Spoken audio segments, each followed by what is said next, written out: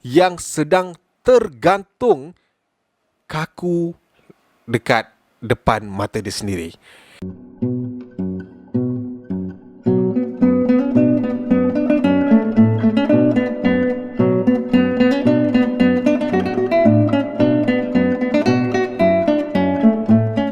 Alright guys, Assalamualaikum, welcome back to my channel. So salam hari Isnin semua. Macam mana tadi? Terawih okey ke tidak? Ada yang belum pergi ke? Takkanlah first day. Biasa first day kita kena pergi. Biasa walaupun orang kata kita ni dah lama kan, tahun lepas kita tak dapat pergi terawih. Tu tahun ni aku rasa tak ada alasan lah untuk kita tak pergi terawih. Alright. So ikutkan malam ni sebenarnya aku berat nak post video ni sebab kan orang dah nak start puasa. Orang tahu semua yang syaitan ni rajim ni sedang dibelenggu. Tapi tak apalah, kita just nak hiburan tu kita teruskan. Tapi untuk bulan puasa ni nanti kat hujung video aku akan cerita kat korang apa aku punya plan and apa dia punya jalan cerita lah, senang cerita. Alright. So macam biasa korang yang dah masuk, terima kasih semua. Jangan lupa tekan like, share. Jangan lupa juga tekan subscribe button dan juga bell notification. Benda yang sama je. And sebelum kita mulakan cerita kita tentang pengalaman mereka sebelum bulan puasa ni, kita mulakanlah segalanya dengan bacaan doa. Roll it. أنزلنا هذا القرآن على جبل لرأيته خاشعا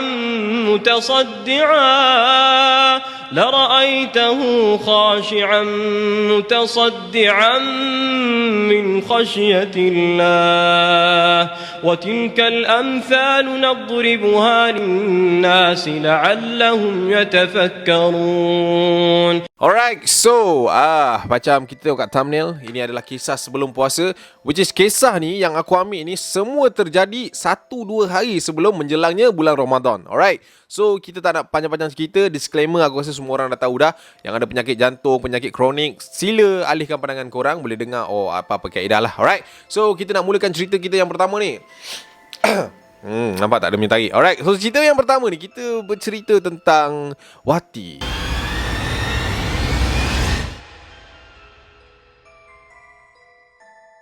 Diambang Wati.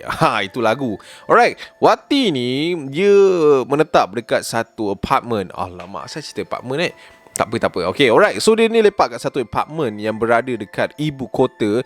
Alright, aku terangkan kat korang macam mana dia punya kawasan ataupun dari segi bayangan dia macam mana. Okay, apartment dia macam ni. Kat belakang tu adalah merupakan satu macam kawasan dia bukan hutan sangat, tapi kat belakang tu banyak pokok-pokok besar-besar lah. Senang cerita dekat belakang tu lah. So dia ni, aku sebut je kot nama tempat tu kat mana. Kat Setapak. Tahu Setapak? Kat situ, kat area situ. Korang tahulah yang mana duduk situ, mungkin tahulah kat mana tempat tu. Alright. So menurut si Wati ni, apa yang dia share dekat aku, satu malam tu dia ni baru pulang daripada kerja. Katanya dia tengah rehat lah. So masa dia tengah rehat, biasalah perempuan balik kerja penat apa semua, dia pun duduk sandar baring kan. Lepas tu dia kata pada waktu tersebut dah nak tengah malam dah, and then dia dah get ready nak tidur. Dia ni memang ada satu pattern sikit. Sebelum dia tidur, dia akan bangun, pergi mandi and all that thing lah. So dia pergi mandi. Alright. So dia kata masa dia mandi tu, dia terdengar seperti ada bunyi tapak kaki dekat luar pada waktu tu. So dia pun macam, dia buka pintu bilik air dia, ditinjau. Tak ada orang. Nak jadikan cerita juga, dia memang stay seorang macam aku lah. Lepas tu dia pun okay, tak apa lah. Dia mandi, dia sambung mandi apa semua. And then dia keluar bilik air. And then dia masuk bilik, dia settlekan apa semua, and dia get ready nak tidur. Dia kata masa dia nak get ready tidur tu, dia terdengar bunyi pintu dia diketuk. Tong tong tong tong. Tong tong tong tong. Dengan bunyi ketukan yang bukan kata orang nak datang rumah. Dia macam nak kata marah pun tidak, nak kata mengamuk pun tidak, tapi bunyi tu agak keras dan juga kuat. Dia macam macam tu lah lebih kurang. So dia pun macam dah pukul 12.30 ni, ada juga orang ketuk-ketuk pintu ni. Asal tak tekan doorbell. Macam tu. So pada waktu tu dia macam anggap kat situ adalah orang-orang yang apa, biasalah kalau macam family check in kan. So ada macam anak-anak dia bergurau kan. So dia buat macam okay, nothing. Alright. So dia pun kemas lagi barang dia dekat ruang tamu tu. Sebab dia nak pergi tidur kan, dia kemas. Sekali lagi dia dengar bunyi ketukan yang sama seperti yang tadi. Deng deng deng deng deng. Deng deng deng deng deng. Alah, budak-budak ni main-main lah. Malas lah nak layan. Tapi pada waktu tersebut dia dah rasa macam irritating lah. Dia rasa annoying gila. Apa pasal macam ni kan, orang nak tidur 12:30 malam main-main ketuk-ketuk pintu. So dia pun ambil keputusan, datang daripada ruang tamu tu, dia pergi ke arah menuju ke pintu dia tu lah. So dia kata menurut dia, masa dia menuju ke arah pintu tu, ketukan tu berhenti secara tiba-tiba. Deng deng deng. Dia tahu je aku nak datang Dah lah, whatever lah. So dia pun macam pusingkan badan dia, membelakangkan pintu tu untuk pergi balik kat ruang tamu tu. Deng deng deng deng deng deng deng deng deng deng deng. Wah, ini dah melampau ni, kata dia. So dia pun pergi balik ke arah pintu tersebut. Tapi kali ni dia tak buka terus pintu tu. Dia tundukkan badan dia untuk melihat di bawah celah bawah pintu tu lah. Dia pun tundukkan badan dia waktu tu. Dia tinjau, dia nak tengok siapa, kaki budak kecil ke, kaki budak besar ke. Pada waktu tu lah fikiran dia. So dia pun tunduk. Pada waktu Wati tunduk tu, dia kata dia ternampak ada satu mata yang tengah tengok dia balik pada waktu tu. Kau faham tak? So okay, dia tunduk, and then dia tengok dekat bawah celah tu kan. Dia tengok bawah celah tu, ada mata yang tengah tengok dia balik. Oish, time tu terberanjat member. Dia tu macam, oi, Allahu Akbar, Allahu Akbar. Dalam Allahu Akbar tak lari. Dia tengok sekali lagi. Ternyata masih ada lagi mata yang sedang perhati tepat ke arah dia. Menurut Wati, dia tak nampak apa-apa susuk tubuh dekat situ, tapi dia kata ada something yang macam panjang and ada mata lah, senang cerita. Boleh nampak mata tu tengah tengok dia. So dia pun macam ke belakangkan badan dia, dia terperanjat, and then dia nak lari ke arah dalam bilik dia. So dia pun keluar daripada dia punya area pintu tu, and lari terus masuk ke dalam bilik dia. Dia pun kunci bilik dia pada waktu tu. Aku nampak apa tu? Astagfirullahalazim. Panik lah. Kalau aku pun, minta-minta jangan jadi kat aku lah. Kalau aku pun dekat keadaan dia, memang aku panik gila lah. Okay, so dia pun duduk kejap, dia tenangkan diri dia, and then dia buka surah-surah yang ada dekat dalam phone dia. So masa dia kata dia tengah cari surah apa yang dia nak buka dekat dalam phone dia, tiba-tiba dia terdengar bunyi geseran daripada tingkap dekat belakang bilik dia. Alright, bilik dia macam lebih kurang aku ni. Dia tidur, dia kan ada sliding door kan. Dia dengar bunyi yang, kau tahu tak, bila tangan tu letak kat cermin tu kan, macam masa tu dia macam cepat-cepat dia cari playlist tu, and then dia tekan play lah.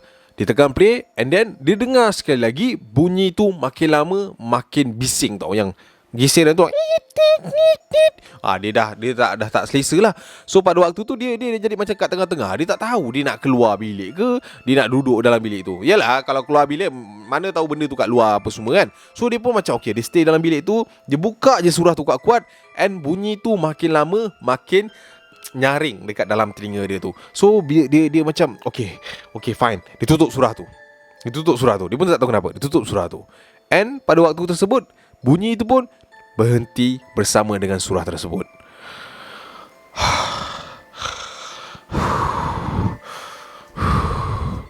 Apa salah aku buat malam ni? Kata dia pada waktu tu. So pada waktu tu dia bangunkan diri dia daripada katil dia, and dia pergi kat hujung katil lah, dia nak tidur. Dia kata pada waktu tu saya tarik selimut saya acap, and then saya baringkan diri saya. Belum sempat kepala saya menjengah ke arah bantal tersebut, sekali lagi bunyi ketukan pintu singgah di halua telinga saya. Deng deng deng deng deng. Deng deng deng deng deng. Tapi kali ni abang acap datangnya bukan daripada pintu utama luar. Datangnya dari pintu yang berhadapan dengan saya. So maknanya pintu bilik dia lah. Okay, contoh dia baring sini, and then pintu dia macam ni. So pada waktu tu memang depan-depan dia dengar pintu tu diketuk dengan sangat-sangat kuat lah. Tung tung tung tung. Tung tung tung tung tung tung tung tung tung tung. Time tu dia dah cuak dah. Siapa? Aku tak kacau kau, jangan kacau aku lah. Pada waktu tu tung tung tung tung tung tung. Bunyi tersebut tidak berhenti di situ. And pada waktu tu Wati bangunkan diri dia, and then dia pergi buka pintu bilik dia. Dia sampai kat tombol pintu dia, bunyi tu hilang. Dia batalkan niat dia untuk buka pintu tersebut. Sekali lagi, aku pun tak tahu apa masalah dia ni. Dia menjengah dari bawah pintu tu. Dia tengok kat bawah, tak ada apa-apa. So dia rasa selamat lah nak buka. So dia pun buka pintu tu. And then pada waktu tu, menurut Wati, dia buka je pintu tu. Kau tahu apa tak? Benda tu bertinggi elok je dekat atas tu. Okay, kau bayangkan, this is your door. Ya Allah. Kau bayangkan ini pintu kau buka, and then kat atas tu kan ada macam tempat space tu kan. Benda tu bertinggi and macam kelawar, kau tahu tak? Kepala dekat bawah, kaki dekat atas. Tengah tengok dia face to face macam ni. Dia pun pada waktu tu terperanjat and dia undurkan diri dia ke belakang. Dia nak cuba tutup pintu tu, tapi dia kata pada waktu tu dia pun tak tahu kenapa, dia rasa badan dia seperti dah panas gila-gila. And benda tu hanya berdiri tinggi kat situ, pandang je dia. And dia pun rebah dekat arah bilik dia sendirilah. So pada waktu tersebut dia memang tak sedar apa-apa yang jadi. Sampailah pada hari esok, dia kata dia tersedar kerana cahaya matahari yang dah masuk dalam bilik dia apa semua. And then dia tengok jam, dah pun pukul 12.30 hari lah. So dia pun macam terperanjat. Dia tak fikir banyak, dia terus lari ke arah luar and pulang ke rumah ibu bapa dia. And dia bercerita lah apa-apa benda yang patut kat situ. And then besok tu dia orang bawa beberapa orang untuk pergi checking rumah dia. Ternyata dia kata yang si Wati ni mungkin ada terlanggar ataupun tercarut lah benda tu. So benda tu macam marah, and then benda tu ikut lah. So Wati cerita yang katanya sebelum dia pulang ke apartmen tu, dia ada lalu dekat belakang tempat rumah dia tu. And then dia nak pusing lah. So dia nampak ada satu pakcik tu. Dalam hati dia terkeluar perkataan dia macam ni, "Hey, pakcik ni gila ke apa malam-malam jalan macam ni." Dia kata itulah, mungkin itulah yang ikut dia sampai balik ke rumah. So kalau korang dalam bilik sekarang, kalau korang nak keluar, pintu korang jengah dulu dekat bawah. Tapi kalau dia tak dekat bawah, mungkin dekat atas. Tapi bulan puasa tak takut kan. Alright, so kita move on ke cerita yang kedua.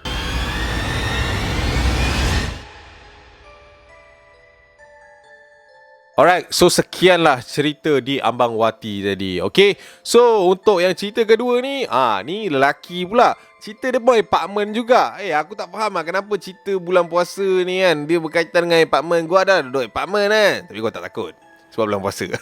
Tak ada tak takut juga tu kan. Tapi tak apa. Alright, so untuk cerita kedua ni, okay, Faizal. Cerita ni ada macam quite jalan cerita dia, story mode dia aku suka lah. Sebab apa? Yalah aku cerita kan. Alright, so Faizal ni dia pun duduk dekat satu apartmen ni. Tapi tak, dia duduk berdua. So dia dengan kawan dia lah. Tapi kawan dia ni banyak kerja malam, kerja kilang, biasalah. Cuma dia ni kerja waktu-waktu office. Sebab dia ni office boy. So bila dia balik, kawan dia pergi kerja. Kawan dia balik, dia pergi kerja. Macam tu lah lebih kurang. So diorang duduk berdua tapi tak selalunya berdua. Macam tu. Okay, so Faizal ni jadikan cerita, dia balik daripada office dia. Biasalah kalau balik daripada office, jam itu ini apa semua, dia sampai rumah dalam around pukul 8 lebih. So pada waktu tu, dia sebenarnya ikutkan menurut cerita dia ni, dia nak pergi makan dulu baru dia balik. Tapi disebabkan kedai yang dia selalu pergi makan tu tutup, so dia pisang. Dia kata pada waktu tu, dia kata dia patah balik ke rumah dia. And then dia nak mandi dululah sebab dia dah penat apa semua. Alright, so bila dah sampai rumah, biasalah kita lelaki ni, kita tak boleh admit. Dia kalau lelaki ni, kalau dah pergi satu tempat tu, kalau tempat tu tak buka, dia terus balik. Dia tak macam perempuan. Kalau perempuan, kalau pergi tempat tu tak buka, dia akan cari tempat lain. Macam tu. Kita tak. Kita tahu kedai tak buka, mampus balik lah. Macam tu, kita macam tu kan. So samalah Faizal ni kan. Dia balik apa semua, dia mandi apa semua. So dia kata, okay, lepas mandi aku nak keluar makan. Itu lagi satu sifat lelaki. Itu semua dusta. Sebab apa? Lepas dia dah mandi, dia dah pegang phone, dia dah sandar kat sofa, malas. Dia dah malas. So dekat situlah dia start untuk pergi cari makanan melalui phone je. So dia pun order lah pesanan daripada Grab Food and Food Panda, so on lah. So kita ambil Food Panda lah, senang cerita. So Food Panda ni dia pun Riki, jumpalah nasi tom yum dia. So bila lepas dia dapat panggilan daripada abang Food Panda tersebut, dia pun bingkaslah bangun untuk pergi ambil makanan tu lah. Dia tak nak lah abang tu tunggu lama-lama kan. So lepas dia dapat call daripada abang Food Panda tu, dia pun cepat-cepat lah ambil kunci dia apa semua untuk dia turun ambil makanan dekat abang tu. Sebab dia tak nak lah abang tu tunggu lama-lama kan. So dia pun keluar daripada rumah dia, and then dia menuju ke arah satu ruang lift. Dia kata sampai je dekat lift tu, dia pun macam, aduh, tak ada yang dekat-dekat dengan aku. Kan biasa kau boleh tengok dekat nombor-nombor tu kan. So dia tengok, okay, tak apalah. Dia pun tekan button lift tu. And sebelum aku lupa nak beritahu korang.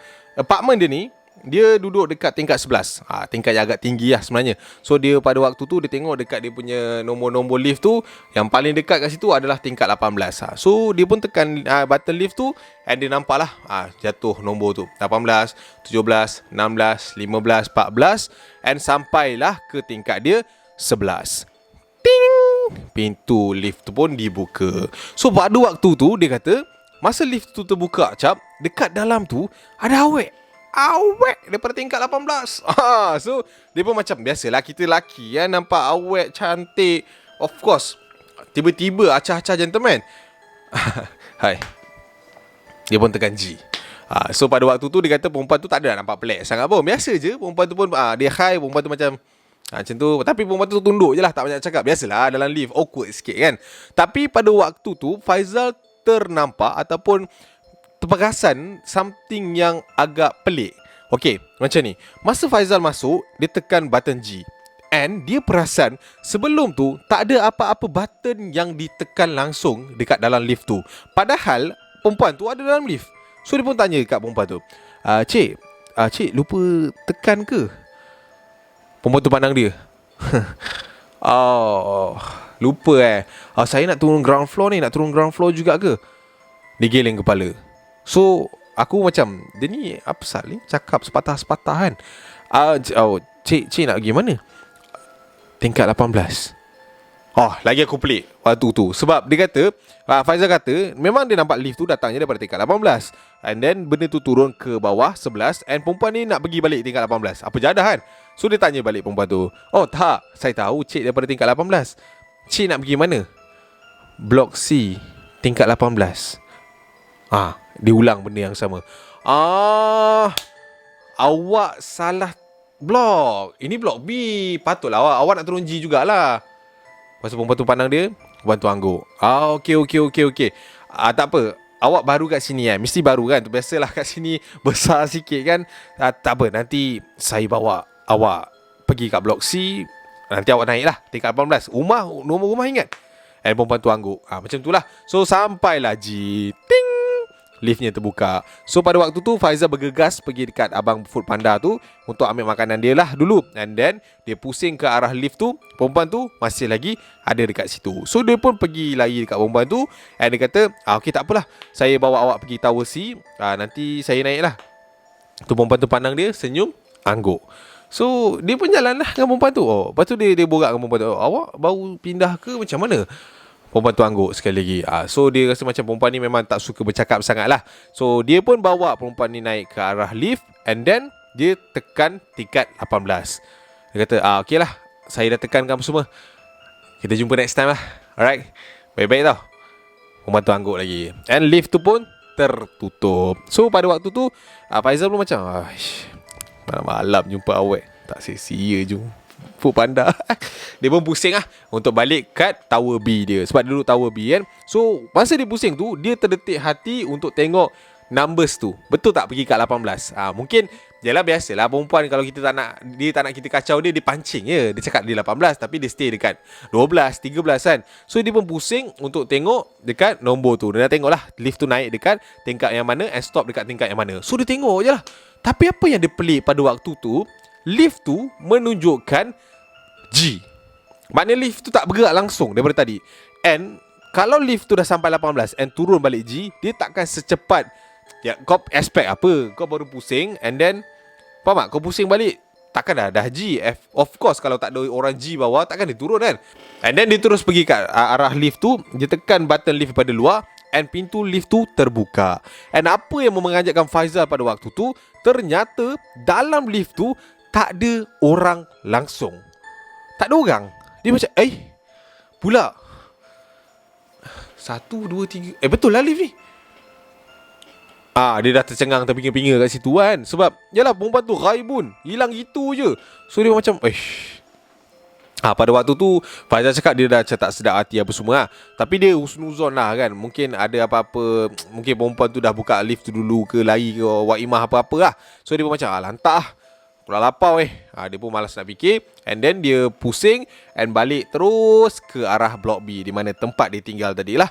So pada waktu tu menurut Faizal, dia pun tekan lift tingkat 11. And dia pun selak-selak lah phone dia dalam lift tu kan. Biasalah nak menunggu daripada G ke 11, satu orang kata tempoh masuk juga. Dia buka galeri, dia tengok WhatsApp apa semua kan. And then secara tak sedarnya, tiba-tiba pintu lift tu dibuka. Bunyilah tu, ting, pintu lift terbuka. And then dia pun laju je keluar. So dia pun laju je keluar. And then terus pergi dekat pintu nak menuju ke bilik dia lah, rumah dia. Dia menuju ke arah bilik dia. Dia pun ambil kunci dia. Dia pun asal tak sama. Ui, 18.02. Aku tekan 11 sampai 18. Ui, okey. Pada waktu tu dia baru perasan yang dia tu salah tingkat. Dia tingkat 11 kan. Lepas tu dia pergi dah sampai 18. Mungkin time dia main phone dulu tak perasan yang ada orang sebelum ni ke dah prank pergi tekan 18 kan. So dia pun macam, salah tempat lah pula. So dia pun pusing balik menuju ke arah lift tersebut. So dia pun tengok dekat lift tu, semua dah G dah, 1, 2, dah satu hal lagi nak kena tunggulah. So dia pun tekan sekali lagi button lift tu untuk dia tunggu lift tu sampai ke tingkat 18 tu. So pada waktu tersebut dia terdetik untuk pergi tengok view yang ada kat depan tu. Alright, so dekat bilik lift tu, dekat tepi tu, dia boleh tengok koridor bangunan depan, which is block C. Dia pun macam lama betul lift ni. Dia pun pusing lah. Dia pun pusing and then pergi tengok view yang ada kat depan tu. Dia kata pada waktu tersebut dia terperanjat gila-gila. Niat nak tengok view, tapi benda lain yang dia nampak. Apa benda yang dia nampak? Menurut Faizal, pada waktu tersebut dia tinjau dekat arah koridor tu. Betul-betul rumah yang berhadapan dengan bilik lift tu, ada satu tubuh yang sedang tergantung kaku dekat depan mata dia sendiri. Dia nampak satu susuk tubuh wanita telah pun meninggal dunia akibat gantung diri. Kau boleh nampak figure dia, orang yang gantung diri dekat kipas and then macam tu tegak gitu je. Terperanjat Faizal pada waktu tu. And apa yang memeranjatkan Faizal pada waktu tu, menurut dia tengok baju seluar sebiji dengan perempuan yang dia jumpa dekat dalam lift tadi. So dia macam, uish, apa? Dia terus masuk dalam lift and then dia turun balik jeep untuk bagi tahu Pak Gad yang ada kat situ. So diorang berdua orang ni pergi bergegas ke blok C and then dia naik ke tingkat 18. Pak Gad tu pun ada kad spare. Dia buka pintu rumah perempuan tu. Ternyata perempuan tu memang dah tak bernyawa lah. Dia dah gantung diri and dia dah meninggal lah kat situ kan. So pada waktu tu dia macam speechless lah. Dia masuk rumah perempuan tu, dia speechless. Sebab apa? Memang dia sahkan perempuan tu yang dia jumpa dekat lift tu tadi. So dia macam so pada waktu tu Pak Gad tu pun dah masuk walkie-talkie. And then after setengah jam macam tu, pihak polis pun sampai and diorang berdua pun dikatakan meninggalkan tempat tu. And then dia adalah kena soal siasat dengan polis apa semua kan. Sebab dia saksi, dia first yang nampak benda Allah tu. And then after tu dia kata dalam sejam lebih juga makanan dia pun tak makan-makan. Benda tu pun settle kat situ. Mayat tu pun polis dah ambil apa semua. And then dia pun kata dia nak minta diri lah dekat situ. Sebab dia rasa macam tak perlu dia kat situ. So Faizal ni pun ambil keputusan untuk balik ke dia punya bangunan. So dia pun pergi ke arah lift. And then dia nak balik lah. Masa kat lift tu, dia tekan button lift. Button lift tu pun terbuka. Button lift terbuka pula. Pintu lift tu pun terbuka. So masa pintu lift tu terbuka, dia pun masuk lah. Tapi dalam kepala otak dia duduk fikir pasal perempuan tadi kan. Apa yang aku jumpa tadi man kan. Lepas tu dia dah meninggal apa semua. And then sampailah ke ground floor. So masa sampai kat ground floor, pintu lift tersebut terbuka. And dia terperanjat. Sebab apa? Dia terlihat ada seorang perempuan yang berpakaian sama seperti yang tergantung dekat atas tadi masuk ke dalam lift. And then dia pun keluar daripada lift tersebut. And pada waktu tu dia toleh ke arah belakang. Dia tengok perempuan tu. Dan perempuan tu tengok dia, memang nampak actual one. Dia memang cakap dia nampak semua. Tapi tak ada apa-apa yang buruk dekat perempuan tu lah. Dia nampak macam tu je. Dia just cakap macam ni kat perempuan tu, ini bukan tempat kau, kau pergi balik tempat kau, jangan kacau kita orang kat sini pada waktu tersebut. And then lift tu pun tertutup. Dia pun cepat-cepat balik ke rumah dia. And then macam tu je lah. Dia tak ada apa-apa jadi pada malam tu. Tapi dia ada macam minor trauma sikit lah. And then malam tu memang dia tak makan apa semua. Dia nak tidur pun dia takut.